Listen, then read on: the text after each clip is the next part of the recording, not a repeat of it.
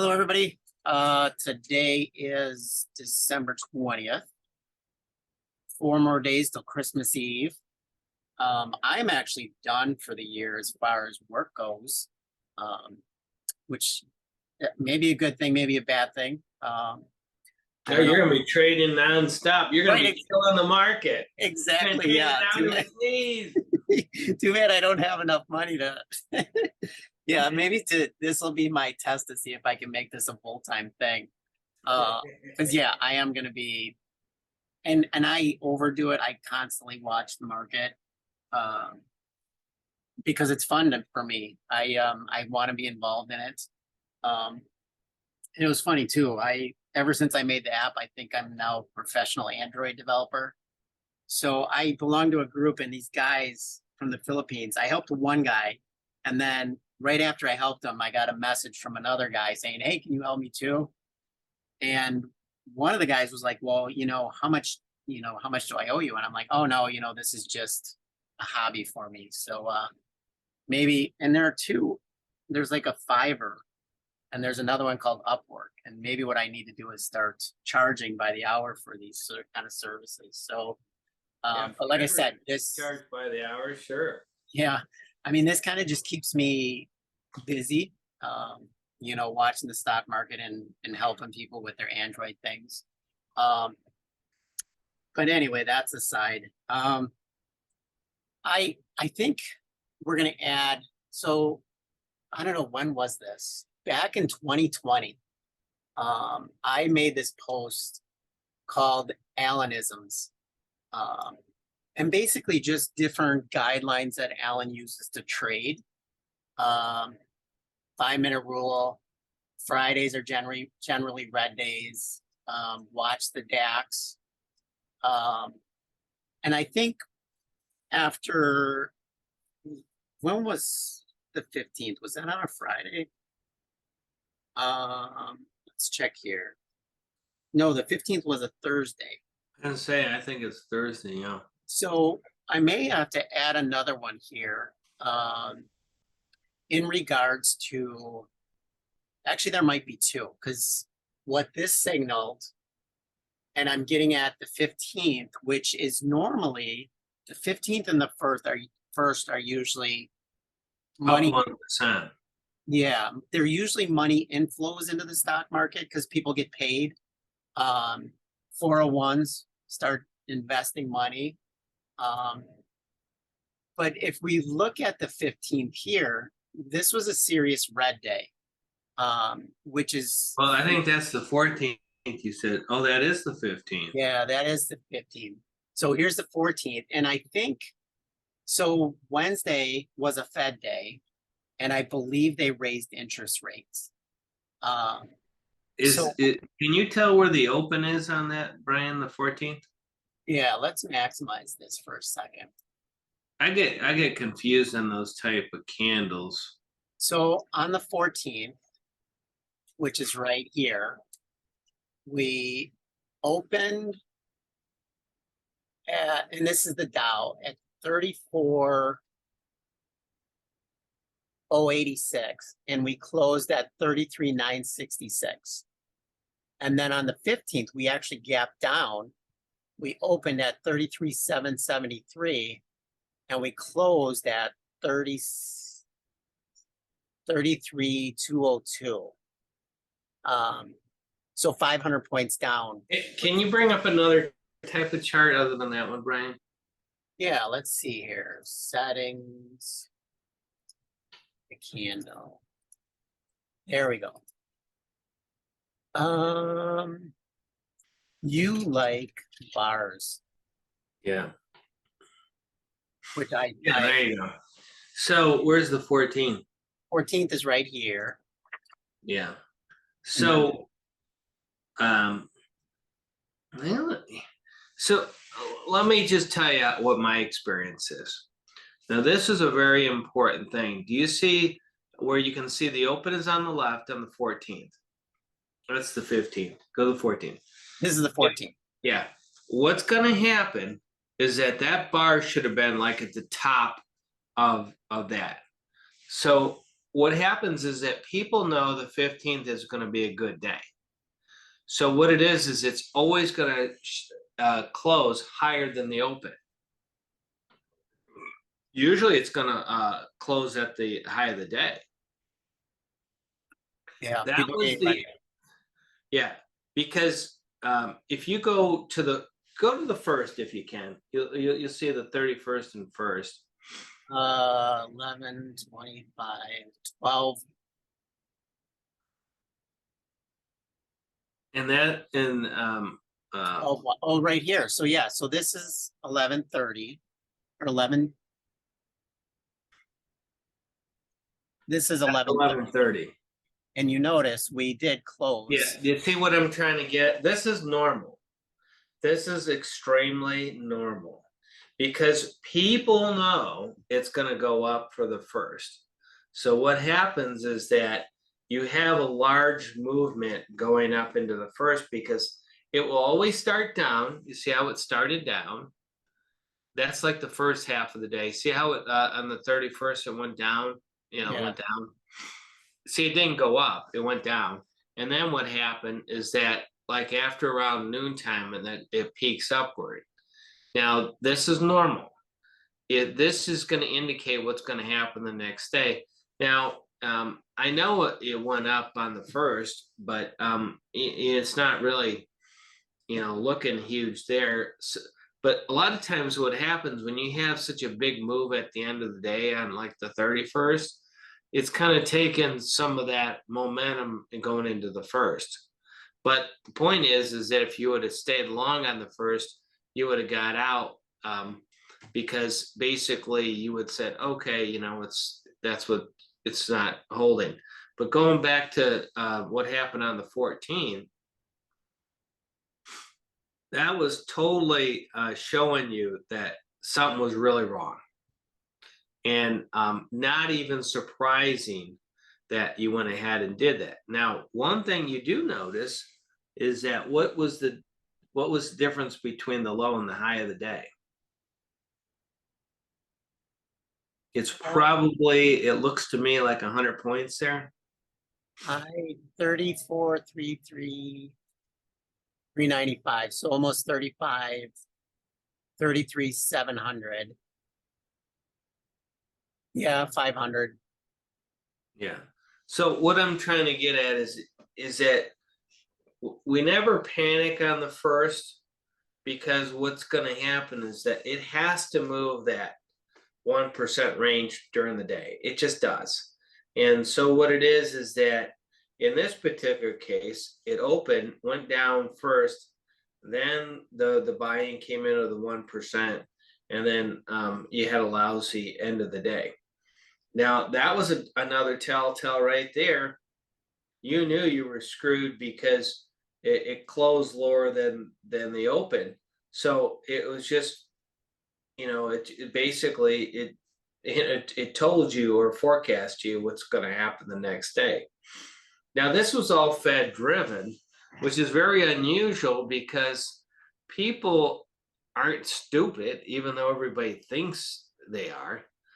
I mean, what was the number one driver on inflation was energy costs and gasoline. We had gas up to $5 a gallon. I mean, gas to me is cheaper almost than it was when Trump was in office. At least it is here. I'm like, how the heck, So why did they even raise the interest rates another 0.5 point? Nothing makes sense. They go ahead and passed a budget that they have no money to pay for. They're like, well, where are they pulling the money from? There's no money, it's all like, to come up with that gap they have. But my point is that if the Fed would have let it go and said, we're going to take a wait and see attitude and not raise interest rates, I think you would have seen a 2,000-3,000 point gain. But everybody knows interest rates are awful. I was looking at buying a piece of property, and the guy says, I'll sell it to you on land contract. I said, great. I said, what interest rate? He said 7.5%. I said, 7.5%? Yeah. the hell? Right, exactly. I Yeah. ain't paying no 7.5%. Yeah. My feeling is that the Fed originally was somewhat dovish, and I think they got behind the 8 ball. And I think this November meeting, I think they kind of went a little bit too hawkish. I think they went on the hawkish end to say, yes, look, we are definitely aggressively trying to handle this inflation. And I think they, instead of like a quarter point, maybe, I think they kind of said, well, we need to show everybody that we're definitely hawkish. And I think they kind of overshot on the hawkish end. So, Well, yeah, there's no question about it. When and I'm bottom talking to line, my friends in real estate and builders, and they said we're usually got orders to June or July next year. And I said, well, how long is you got orders for? And they said, we're in the middle of January. We don't know what we're gonna do. yeah, Good luck with that. right, exactly, yeah. So, Yeah. and I've been wanting to show this. I think basically what they did is they made a bad Santa rally. Oh, because normally you don't see this coming into Christmas or into the holidays, No, this is totally not normal. It's not good. Everybody that I talk to, they still can't get help. I mean, there's still a shortage of workers. right, yeah. So, I mean, that's driving it right now. Well, And- speaking of workers, I think Alan's gonna raise his hand for the Twitter CEO. Yeah. Well, it's interesting. I voted for Elon Musk to stay as a CEO. Did you? But did you? And, I think I read something. I don't know if it was this morning or today that only the blue check people are going to be allowed to vote. Well, I think what happened is that they flashed the poll. Did Trump really win the election? And then what they were trying to say is that isn't that comical that it was the same statistics percentage as that Elon Musk had. And then, so what the theory is that there's bots out there that are actually doing the voting, and it's actually not real people. So, but I mean, I follow Elon Musk on his Twitter feed, and I mean, he's just absolutely amazing individual.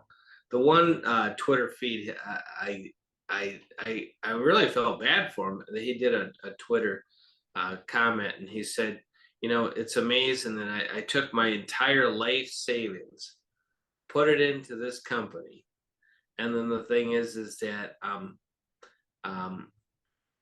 it's not been a good experience at all for him. Right. Exactly. Yeah. But the question is, where did all the money come from Twitter before? Now, some people say it came from the government. I mean, what was feeding Twitter because they had made no money on advertising? Right. I mean, where did all this money come from? Well, and they were kind of bloated in regards to staff. Oh my God! I mean, he's like let off like 75% of the staff. I mean, the stuff that if you follow his feed, the stuff that they spent even on a daily basis in San Francisco for the food and kitchen, he said they paid they had more kitchen staff than they did people that work there, and that they were still paying an average of $45 a dinner for people that weren't even there. Because all these contracts and contractual things and all that stuff. So he said in one of his feeds they're moving to Texas. So I don't know if that's Oh, really? Follow SpaceX and. Well, I mean, how can you run a business in California? I mean, that's just that's got to be really tough. With everything that's there, the regulations and all that. So yeah. Yeah, yeah, I'll give you that I was just about ready to say Trump. But Elon Musk is very polarizing. I don't know if Mhm. that's the right word. Yeah, I mean, people either, and it's funny because he's not. People are trying to make it a political thing, and it's not. Um, he is definitely very polarizing and speaks his mind. So yeah, we'll see. I hope I'm well. Um, Yeah, I've not done Twitter in months, and so I look at it almost every day. So do you? I would say I'm on it twice a week, I think. Um, Mhm. so, but I But don't. it's got to figure out a way to monetize it. I mean, Facebook, when it first came out, nobody could figure out how Facebook was going to make any money, and that was just genius how he took the ads. I mean, right now they put Facebook ads as in the same category as Google ads on Yeah, Google. So I mean, they're doing a good job. If you're a Facebook, matter of fact, I don't even use Facebook anymore to speak of because I get so tired. All I do is get plummeted with ads. right, exactly. I didn't. I didn't want all these ads. I mean, everything's a video and all this, But Right, exactly. Yeah. Of course, now they're spending all their money on Meta World or what is that? yeah, I don't even know what that is yet. But yeah, you're right. Anyway, so let's get back to stocks. So because this downward movement really doesn't, I want to say doesn't affect day trading. I mean, it does. It tells you what positions, you should lean short, but at the end of the day, this moved down. For example, I was in XOM for oil today. I did fairly well with this move up. Oh Um, yeah, it was a nice move. But then you had your 10 o'clock reversal, right. Yeah, exactly. On and the that other, and that's what I tell people. You want to be out at 10, and then wait. Well, look at that. And then you had 11 o'clock reversal. yep. So And on the other very normal spectrum, stuff, Brian. on the other spectrum, I was in Google. I shorted Google here. I and and and one thing that I'm learning to do. Let's get this just on the 5 minute. I am learning to cut losses short. Like as soon as we're breaking this 5 minute low because it triggered low here, Hmm. and we came back up into this range, and I cut my loss short. I said, you know what, I'm out, I'm done. And then I noticed these topping things, so I shorted again, and the amount that I lost here, I kind of made back here. Um, Well, let's talk about that a little bit because you do got the two, leave those red and green up. yeah, So the thing is that you should have gone short at, let's see, it'd be 9:30, 9:40. Okay, that was a good play. But 840. you notice on there, the thing is that you should have got out at 9:45. So the thing is that you should have taken a small loss. And the funny thing on that, it probably, and it's not your fault, but in this case, it probably should have went ahead and not broke that 5 minute low. If that tail was a little bit higher on that, on that one right there, it wouldn't have done it. See how it's got a little tail? It was really close to not doing that tail going above it. But needless to say, this is why we got rules. You got out. Right. And the thing is that look where it takes to go ahead, and you could have gone long. It wouldn't have got you very far, but you could have. It would have been about the same move. But then the thing is that to me, the rule right now is, now the rules change at the end of the day. When the Fed goes ahead and does a meeting like it does, and that it's a negative reaction, my rule is you stay short no matter what. No matter what you get fooled into doing, you stay short till you have a positive day. Yeah. And in this case, you saw that exactly. you saw a positive day. But the point is like Brian says, you go short there.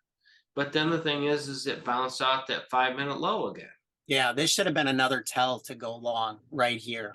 Right, because the thing is that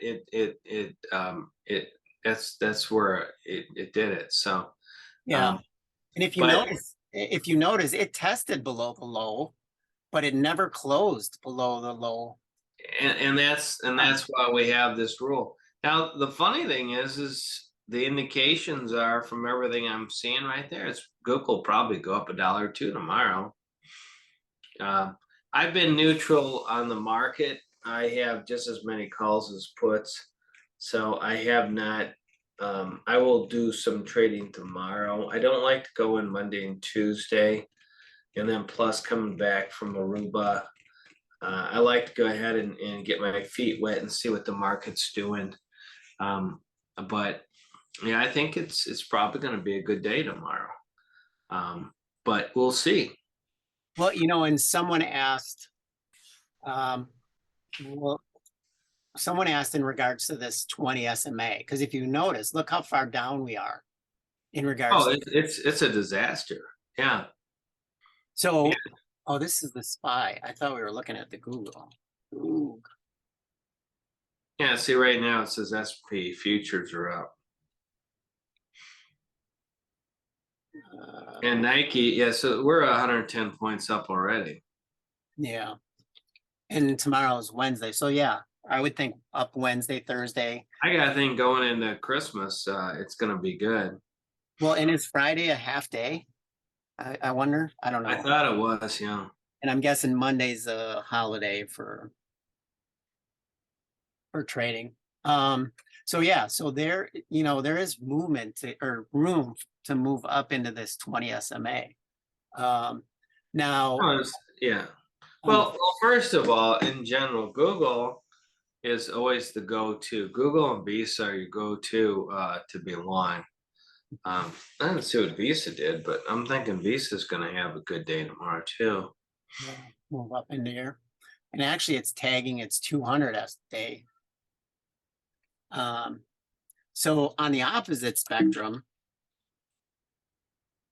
Tesla and Lucid are very similar.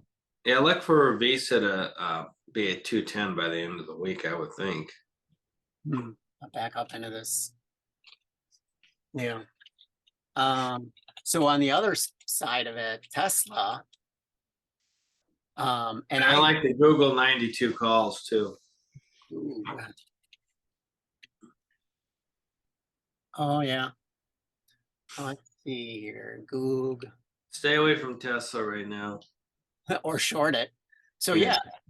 Google, so Google 92 calls are sitting at, let's say, $30, 30 cents. So I would have been in 50 contracts, $1,500. yeah. So like on the other side of it, I mean, that's beautiful. You got 3 days to go. Wednesday, Thursday, Friday. Right, yeah. Tesla, on the other hand, I would continue to short this. And I have a feeling, because now Musk is looking for a CEO. No, on Twitter. So my guess is if Musk finds a CEO to take over Twitter, I'm guessing that'll allow Tesla to bounce.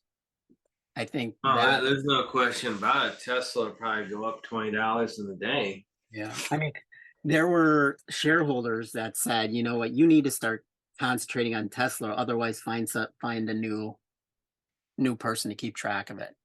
I think Musk has been so involved or consumed by Twitter, and I think that's what this is showing. So, and actually, Tesla would have been a good. This would have triggered long right here, but this would have triggered short, and that's sitting at 142 almost, all the way down to 137. So what, $5 move? That would have been a nice short. Lucid is kind of in that same boat. And I looked at Lucid for, this is an all-time low. 7. So, and Alan and I were talking, if you notice, when Lucid bounces, short it. Because again, today, Lucid gapped up and then basically couldn't hold it at all. So I think the shorts are continuing to pound Lucid. So that's another candidate to short or to continually short. So I wonder what these options look at. Well, they are in half increments.